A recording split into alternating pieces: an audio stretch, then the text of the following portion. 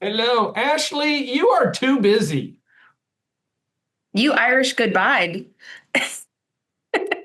I couldn't help it. I couldn't even get your attention. You were so busy. You couldn't, should have come That yesterday. that model is crazy busy with traffic. It is wild. Yeah, I usually don't get to sit down a whole bunch on the weekends. Mondays and Tuesdays are my slow days. Yeah. You guys, I flew to Ashley's model on Saturday, and it was insane. Like she just had back to back to back to back to back to back people walking in. So it was great. It was really great. How's everybody doing? Y'all doing good? Doing good. Awesome. Got Um, like three more listings going up. do you? Yeah, got a Where bunch they right where are you getting them all from? Why not four? because I'm an idiot. Uh, because they're all from Personal Sphere, and then two are from Flint Rock. One was a lady that called to ask about paint color the other day. That lady that Justin you sent me. Oh So yes, yes, I their remember. listings up, but the other ones are just Personal Sphere. Nice. Natalia did just send me one though. That's the other Flint Rock one. Robert Schultz. Oh yeah, her lead, she's working.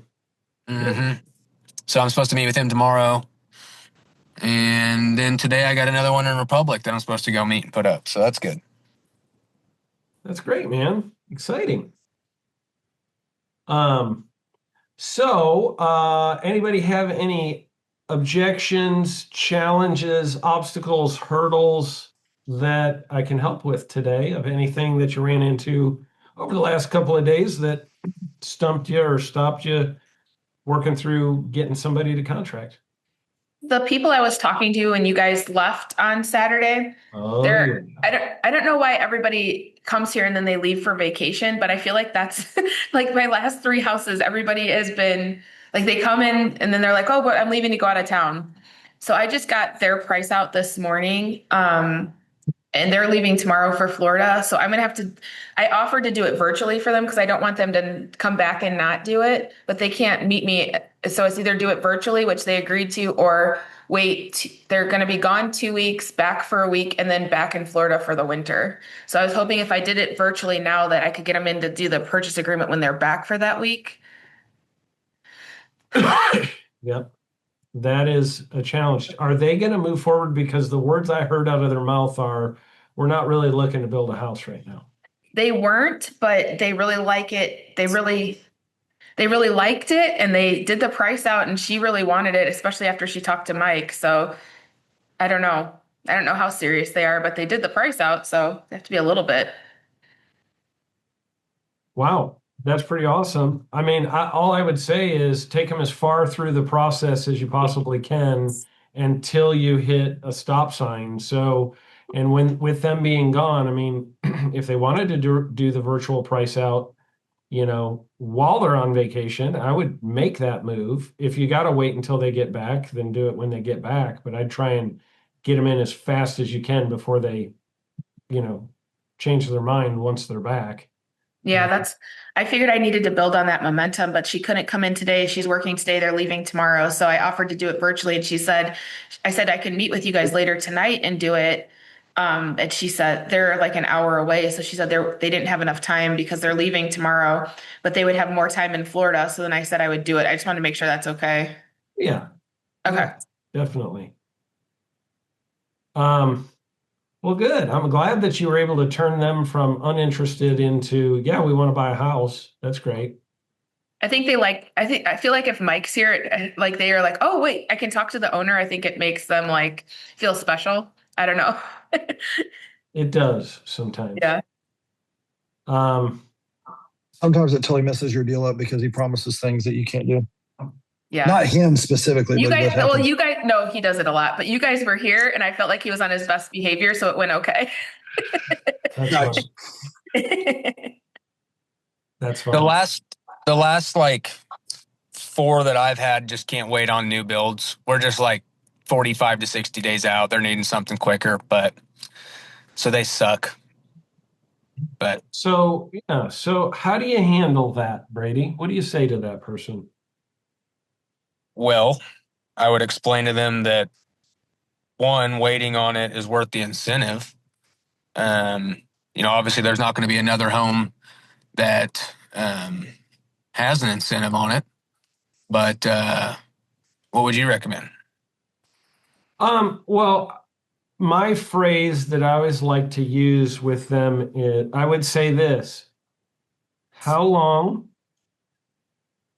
are you going to live in the home you are buying? And what would they say to that?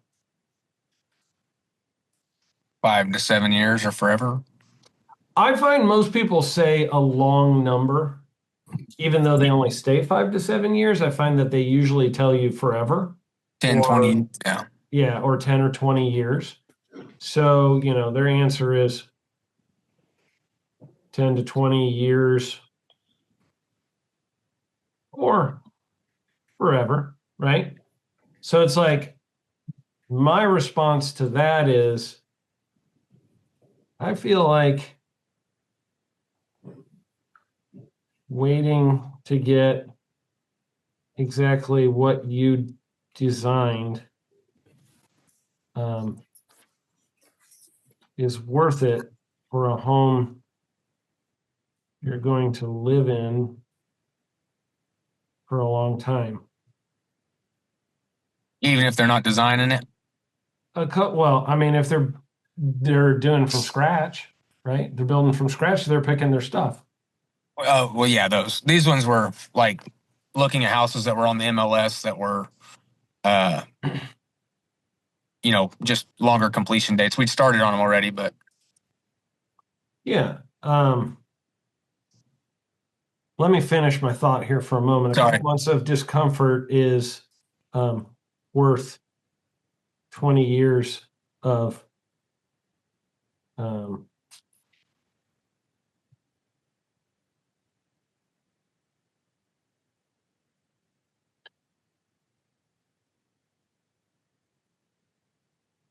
I would hate to settle for what just happens to be for sale in the short window from when you sold your home. So I would just say, I feel like waiting to get exactly what you designed is worth it for a home you're going to live in for a long time. You guys are going to be there 20 years. I mean, a couple of months of discomfort is worth 20 years of pleasure in the home you build. I would hate to, just see you guys settle for whatever happens to be for sale at the moment at which you sold your home. Because that's what you're doing. You're just going to settle for whatever happens to be on the market right now, as opposed to building exactly what you want. That seems like that makes more sense. Now, I'm talking about on the new home side, of course, Brady.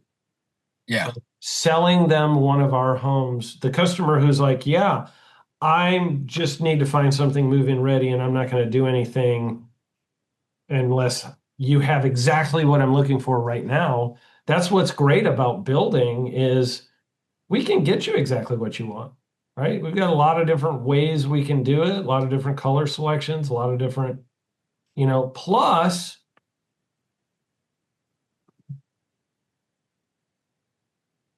your, I can't spell today, ongoing monthly costs will be much lower in a new home. And your maintenance will be almost non-existent for most of that period of time. If they're like 10 years, I mean, probably nothing's going to break in the next 10 years. You're not going to need a new roof, a new furnace, a new air conditioning, a new water heater for 10 years. You buy a used home, plan on replacing all of the above. Because you will in a 10-year period on an older home, probably, or several of them, if not all of them. So I would just go after talking to them about how to get into a home that's not move-in ready when they're like, yeah, but you don't have one that has exactly what I'm looking for. Well, let's build what you want. That'd be my move. But you got to start by asking them, how long are you going to live in the home that you're buying? The next home you get, how long are you guys planning on being there? They're going to say forever or 20 years, most of the time. And then you just go, well, gosh, just a couple months of discomfort, I feel like is very worth it for a home that you're going to be in for 20 years. Is that not a logical argument?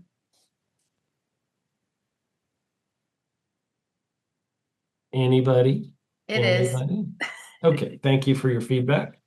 I mean, I feel like it's a very logical argument for them that, and what does logic do?